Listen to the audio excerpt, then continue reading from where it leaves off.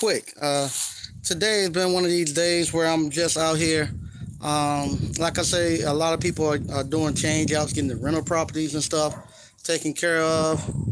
And I've been talking to a lot of people from with Appliance Boot Camp.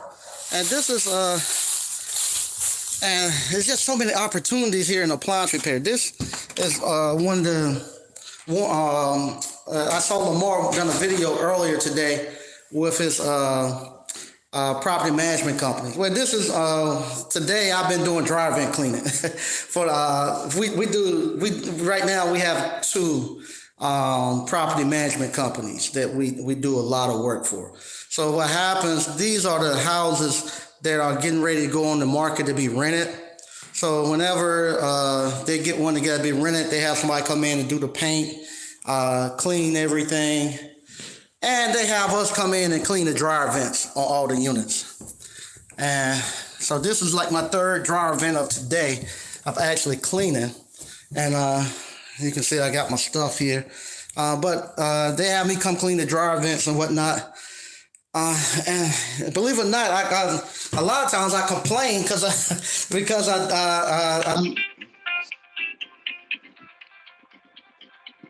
a lot of times I complain because I'd much rather be doing something a little bit more than dry vent cleaning. And I only charge them $99 to clean their dry vent, so we get a bunch of them. I do maybe 3 or 4 of these a week whenever they're getting them done. But I was looking at Lamar video, and there's just so much opportunity here. And I haven't really never pushed it. They called me to do everything here, from if a door is coming off the hinge, they asked me to come look at it. But I could really, because with appliance repair, if something's wrong with the appliance, a plumber is not going to be able to look at that. Electrician is not going to be able to look at that. They asked us to look at everything because I got everybody trying to call me. They asked us to look at everything. And so we get into the house, and when we hear the property management company often asks us to look at things, they ask us to do like inspections, see if they got dogs and stuff like that. So it's very easy for us to go over into the other trades. I could easily take over pretty much all the trades for them, but I don't. But if you are somebody who has the initiative and you have the drive and the ambition, you can get with a couple of property management companies, and you could take over their whole trade. You ain't got to do all the trades. You just be kind of like what they call the middleman. I think Erica Williams have a course that she called Middleman to Millions. But this will position you easily become the middleman, where you just tell them you handle everything, and you go find you a plumber, you go find you a HVAC, you find you a painter, you find you somebody, and put together a little crew. And it don't necessarily have to be your crew, but you find you some dependable people that can do the work for you, and you become the middleman. Just handle all that. But that's why I wanted to come to you all to show you all. There's just so many opportunities out here. And if you just get started with this appliance repair stuff, there's just so many opportunities. And also, I just want to say, today I've been talking to a lot of people calling in, because this is the day I take a lot of calls. I didn't realize how bad we're doing as African Americans. Not say bad. How far we are. How much poverty and how much just survival we have in our community. Because here, like I say here, let me give you a look. This right here, this is a typical neighborhood. This is not a high-end neighborhood that I'm in. It's not a high-end one. But this right here is just a typical working neighborhood. I'll show you. This is just a typical working neighborhood you see right here. This is the neighborhoods that I go in all the time. This neighborhoods that most of the people live in around here. And I'm talking to people, I just some stuff it's an eye opener to me. I never had to live in hotels.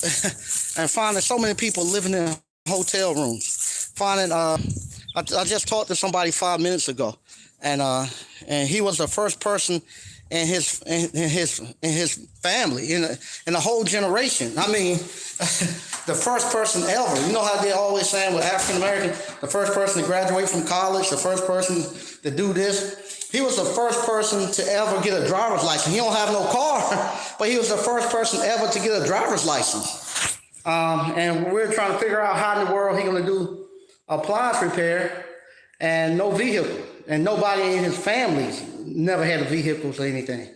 And I'm hearing so much stuff like that where just so much poverty and so much just struggle trying to get by. And this right here is gonna. I don't know. I don't know what we're gonna do to turn this ship around. But I do know appliance repair done it for me. And I was talking, today's the day that we have our little Activate Selma where all the business owners and town leaders, we get together and try to figure out, the direction that the town is going and how we doing stuff.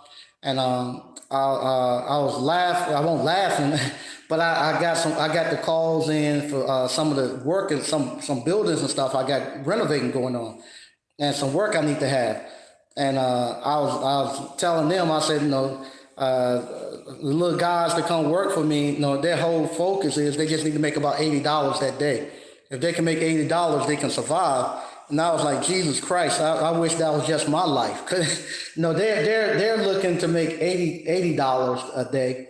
And I just got a call saying, hey, in about 30 days, I need 100,000 for us to keep moving. And I was like, I tell them they got easy problems. It's just to make 80. If $80 is all you got to do, you're good. And I said, here I am. I gotta have 100,000 to get this building going. I gotta have 37,000 for to pay my taxes coming up. Because I couldn't use the opportunity zone for the appliance boot camp business. So I got all that stuff I have to pay and find a way. And on top of that, I'm still doing mentorship, and I'm actually helping Mr. Glenn put his business together, put his seafood restaurant and stuff together. I have to do all of that. I have to do all of that, and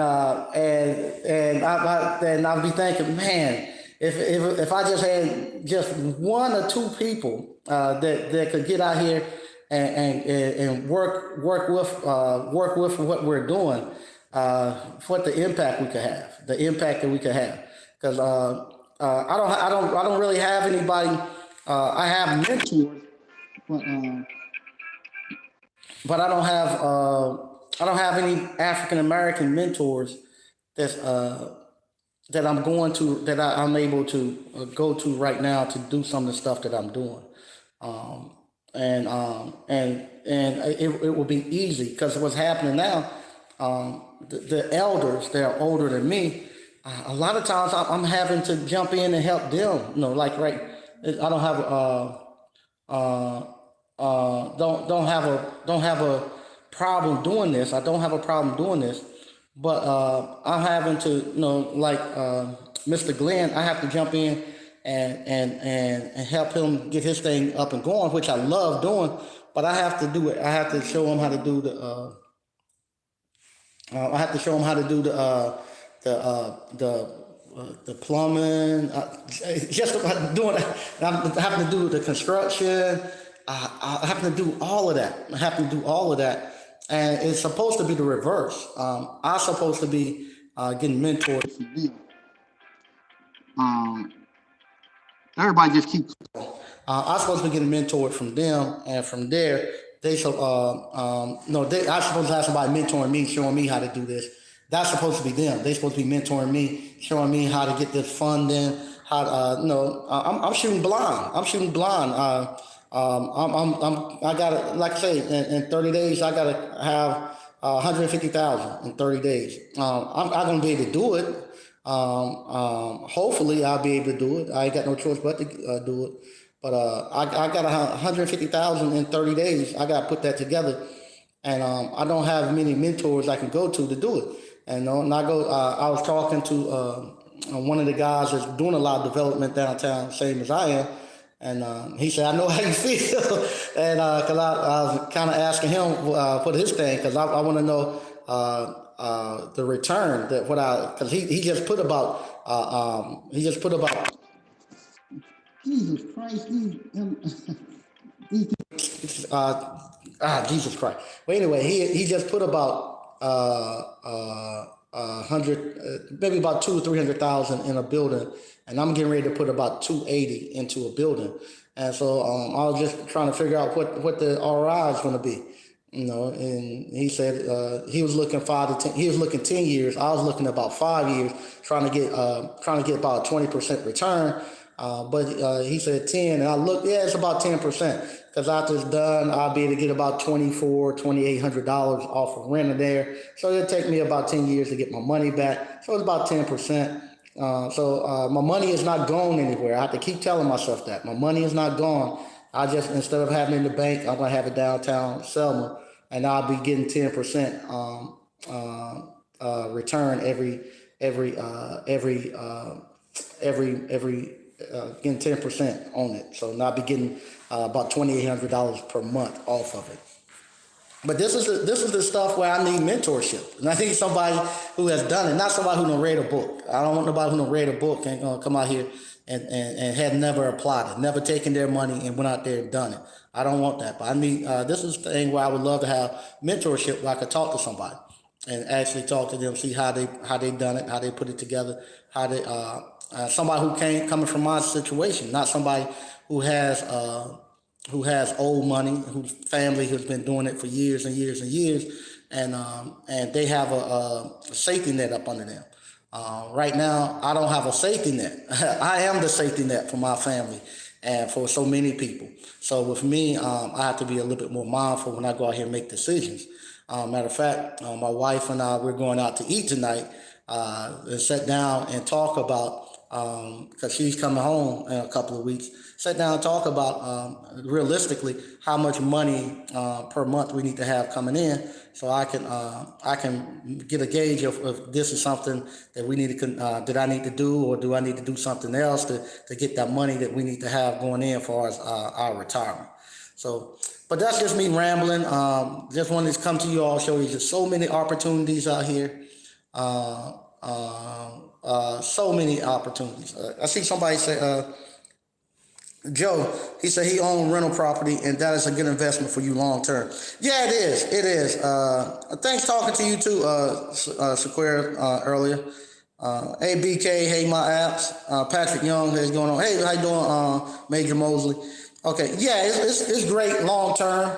A long term, it's gonna be really good, because if the prices keep going up like they are, we're gonna be really well. But just the thing in my mind where I'm gonna be coming off of $300,000 in about in about a year. Slick say talking to a friend about this now. There you go. Yeah, the fact that I got to come off about $300,000 in about a year. It took me many years to make it, and you got to come off of 300,000. And and now I can see too why a lot of people, a lot of people say why they can't get. Slick say he tried to get 22. Yeah, I was thinking 20, but I'm not gonna be able to do it. I don't think he's gonna turn that quick. Not unless we have a big explosion in real estate again. I was thinking early, like somebody was asking, well, why they can't find anybody to do this type of work, to do these little small jobs? Why they can't find property management companies, can't find electricians to come out, can't find plumbers, to come out, can't find none of these people to come out of here. And I found that out real quick. When you start getting into doing bigger projects like that, you got you locking it in for 6 months to a year. And here, if I come out here and I need to get they need to get a doorbell and like earlier today, I was thinking I went to a guy's wash machine gonna cost him $419 to get his wash machine fixed. So he paid a deposit of $209, and so I'm thinking, okay, here I am getting a deposit of $209. I said, if I was pushing my electrical company had a huge project, I'd be like the guys who doing my building. I'd be saying, hey, I need 100,000. I'd be getting a deposit of 100,000 to get started, and you start getting those type of deposits, you can really make things move. So that I'm looking at, so okay, I'm in the wrong deposit business. And the thing about it, because there's so much money out here right now and so much development going, people are paying it because they want to get their stuff done. People don't know if the lumber prices are going up. They don't know about the availability of material. So if they can find somebody that can get going, a lot of people are saying, "Hey, you pay, I can get started on you in 60 days." But if you don't pay, we're not gonna get there. So that's why you gotta come up with that. They're gonna want you to give a deposit of about half. So I gotta give a deposit of 100,000. I told him, I said, let me enjoy my holidays. I said, let me get past Christmas. So Christmas, after Christmas, I'm gonna have to cut a check for about 100,000. Uh, uh, and and so I'm gonna need gonna be. See what we got. Mike, I'm on the phone with the garage door meeting. Wow, he made $13,055 in a day. I just know this kind of money was in garage. Yeah, it is. It is. Yeah, yeah, it is. It's money in this stuff all day. Like I say, I think I'm gonna find out how many rental properties this company has. It gotta be 6 or 7 thousand. And we have to clean all the dryer vents. So whenever they do a move out, somebody always moving out. So we always have 3, 4, 5 dryer vents every week to be doing. Bob Knight, what's up, Mike? What about you in the big city real estate? Is the prices, do you suggest cheaper states? I don't know. I'll be honest. I'm not the person you want to ask about real estate right now. I'm still trying to figure it out. My wife and I are trying to figure it out. And we're still trying to figure it out. Matter of fact, I gotta get off the phone. We got a dinner date at 6 to talk more about it. Joe Rocha said, I would go into the handyman business. Yeah, it's a lot of money. It's money in all the skilled trades. It's money in all the skilled trades. What's up, 89 Dr. Funk? Um, what are the prices there? The prices were cheap. I paid 17.5 for my commercial, for the last commercial building I got. And right now, the one right beside it, we got a cash offer of 67. And we probably let it go for 85. We haven't even listed it yet with a real estate agent. So we're going to list it and see if we can get somewhere between 85 to 100 off of it. And haven't had it a year. We bought it in January. So, but everything's going up. Okay. My app say getting a lot of calls to do stuff from warranty company. BK, you may be getting a property explosion in North Carolina due to more businesses moving to the triangle. Yeah, it is. It is. We found out we got two restaurants coming to downtown. Well, one officially done signed the lease in downtown Selma, and another guy bought another building that was vacant. He bought the building, so we should be getting another one down there. We got stuff coming everywhere. Uh, let's see. Mike Sneed, consider appliance flipping too. When folks move out, new appliances get brought in. Yeah, I used to flip appliances. I made good money. I made good money flipping appliances. It was good. Major Mosley, Mr. Sneed, do you still plan on expanding into HVAC next year? Very curious. I'm not going to expand, but we're going to do a class. We have Chandler. He owns an HVAC company.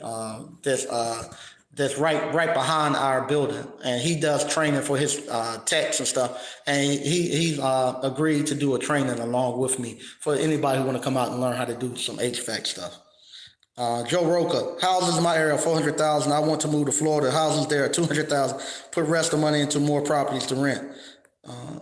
Man, Apple is making North Carolina hot. Yeah, yeah. I was thinking about that too, Mr. Joe. I was looking at if I was looking at my house. My house right now probably is about $400,000 if I sell it. And if I was and what we call 20 years ago, I paid 175 for it. If I was to sell it to buy something in our same neighborhood, it's going to be $400,000 to $500,000 down here. Did I really get an increase, or did things just stay the same? And that's what I'm looking at. And I'm saying, okay, all I'm doing is hedging against inflation. If I had that money in the bank, that 175 in the bank, inflation being ate it up, and I wouldn't be able to buy anything. It won't accumulate, and I won't get enough interest off of it to hedge off inflation. I wouldn't be able to buy anything with it. Matter of fact, that 175 won't even get moving on that old building I got. So that's pretty much what it is. It's a hedge against inflation. Only one that I really made some money off